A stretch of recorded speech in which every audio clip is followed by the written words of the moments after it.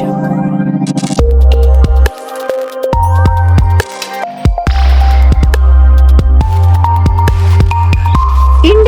TV9 news Maharashtra. अक्कलकोटहून गाणगापूरकडे जाणाऱ्या एसटी बसचा भीषण अपघात झाल्याची धक्कादायक घटना समोर आली आहे.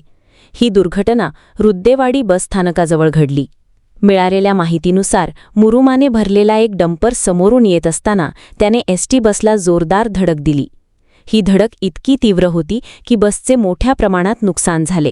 धडकेनंतर डंपर काही अंतर पुढे जाऊन उलटला आणि त्यानंतर त्याला आग लागली. त्यामुळे परिसरात काही काळ भीतीचे वातावरण निर्माण झाले.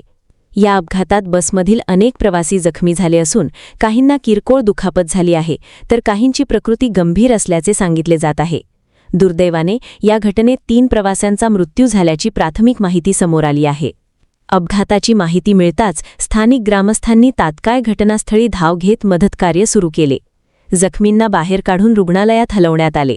दरम्यान पोलिसही घटनास्थळी दाखल झाले असून त्यांनी परिस्थिती नियंत्रणात आणत पुढील तपास सुरू केला आहे. या घटनेमुळे परिसरात हळहळ व्यक्त केली जात आहे.